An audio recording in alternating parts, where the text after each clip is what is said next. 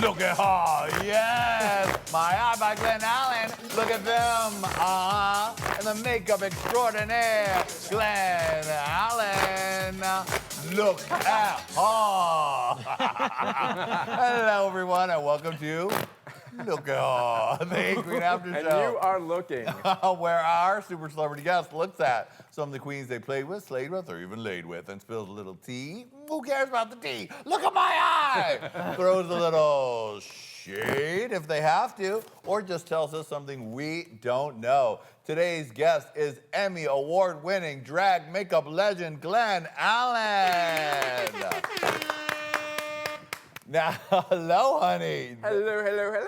For the lazies who didn't see the main show, Glen Alen's looking like this. Wow! Just a simple, simple throw woman. it on, run out of the house situation here. She just has busy schedule. Lipstick, keys, headdress, it's done. To go. And if you want to see how this was created, you're going to have to tune back into the main show or go to patreon.com/HeyQueenTV. My Eye done by an Emmy winner.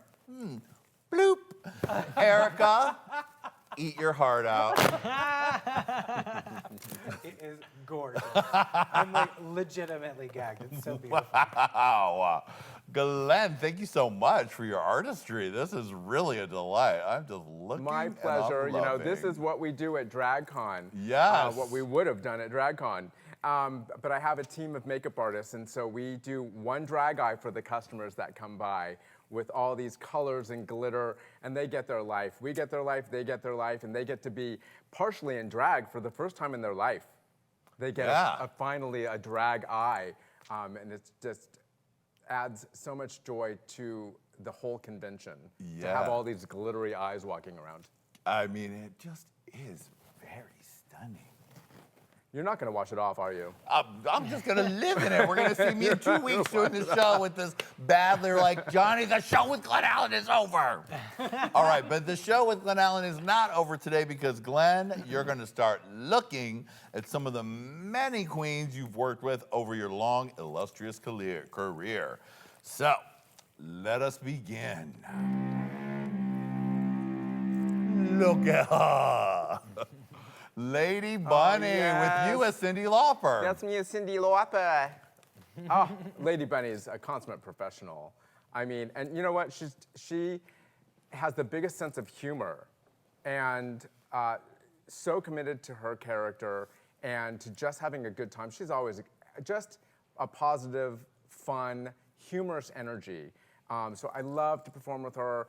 You know her material, her performances, her original songs are so brilliant. And I laugh every time, even though the number is 120 years old. Right. With the shade. Where's the shade? Well, there it is. That's what we call a little shade, but friendly shade, ladies and gentlemen. Okay, look at Jane St. James. Now, you transformed Jane St. James into your iconic upside down girl. Yes, because, you know, I'm a club kid, and James St. James is a club kid, if you don't know. And so Upside Down Girl was just a club kid, fun look, you know, my kind of club kid kind of look. And I love, this is a club kid look, that's a club kid look. Like, I love having strange and unusual journeys with my costuming and makeup and just in my head in the fantasy. And that's, you know, in a club kid, that's what we did. We just let our fantasy go. There was no rules. You just broke all the rules and just had a good time doing it. Now, did you know James St. James back in his club kid days, or did you guys meet later? I didn't, because we were both on, you were on East Coast, West Coast. We were both right. separate, you know, and you know, I was like a little New York club kid stuck in Los Angeles. So there actually wasn't a lot of us. But he was always an example of fun and creativity. And all the club kids out there, you know, the most recent ones to me, even though they're more Instagram, sometimes I find them on Instagram, and like Ryan Burke, even though he's not a club kid, his technique and makeup is very fantasy, unique, original, and takes you on a journey. And so that's, to me, that's what club kid looks should do is take you on a little mini psychotic journey. Yes. All right. Look at her. Oh yes, Amanda. That's me and Amanda. I think that was a New Year's Eve party. And I'm in my headdress designed by Bubbles and Frown. Her name is Silva. She's in London now, and of course, Amanda. Come on, she took the potion. Can we say she took the frickin' potion? I mean, she's not changed in so many years. Stunning. The same, and so sweet. You know her. Yeah. She's just so easy, down to earth. She's not drama. She's not gossipy. She's not demanding. She's not anything that she could be. Right. She's just kind and chill and sweet. Agreed. And gorgeous. I mean, come on. She doesn't need to be she didn't need that attitude. Yeah, that's right. Body, body, body. She got body, body, body. Hair, hair, hair. Lips, lips, lips. Designers up the wazoo, you know. And we remember seeing Amanda Lepore working out in high heels on the Stairmaster at David Barton Gym in New York City, right? Of course.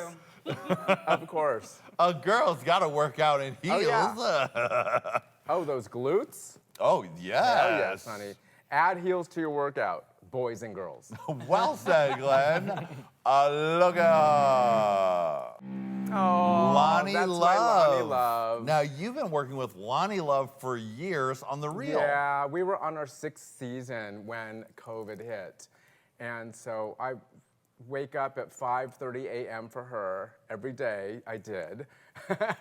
And she's so super kind. You know, she's been on the show for a long time. Before I did her, I was working on The Real with Tamar Braxton. So after Tamar left to go on to her journey, in so many things that she did, then Lonnie snatched me up. And I'm so glad, you know, Lonnie, she's such a beautiful soul and funny, and she's so funny and gorgeous, but like, I feel like together, I feel like at that moment, we let her be prettier than ever before. Like, I feel like she was the smart one before I touched her face. She stayed the smart one. Yeah. But then she became the smart, pretty one. Right. So, you know what I mean? So I'll put all the little drag secrets into that makeup, by the way. I put all little drag secrets, you know, not full on what we have on today, but there's a touch. I bet, because when you're working on someone's face every single day, that's a journey on its own on how to like make the best come out of it under any light, under any circumstances. What are some of the things you learned in working on Lonnie's face? I think, you know, again, she's dark skinned, and so there are definitely some journeys in tones and how dark skin reads on camera and certain lighting. And there is a beautiful collection of warm, sensual foundation colors for dark skin that are so beautiful and delicious to work with. And just being able to use those colors was always exciting every day. You know, it was the same face slightly every day, but there's always emotion in it. You know, it's like a singer who sings the same song, but you feel the song nevertheless. They sang it 2,000 times, but it's still emotional. It's still a journey. I love what I do so much, and every moment I'm doing Lonnie's face, I'm in love. And it shows, because she is looking gorgeous. What a great job. The Real every day. That must be a lot of lady power in that dressing room. Or are they all individually there? You know, that show is a strong show only because it's multicultural, and it's women. It's women who are, you know, very focused on today's issues and multicultural. So a lot of more truth comes out on that show than some other sanitized talk shows that try to stay nice. They get down to the truth. Sometimes it's ugly and sometimes it's beautiful, but they lay it out all on the line. All right. Look at her. Oh, Miss Jasmine Jasmine Masters. Masters, and you was Honey, Bette Midler. she's one of my dream girls. Here's the thing, that's me as Bette Midler, if you didn't know. You're like, oh, for the Jasmine's studio with audience. Bette Midler. And she's one of the dream girls, and she always has something to say. But we're sisters, in the show world.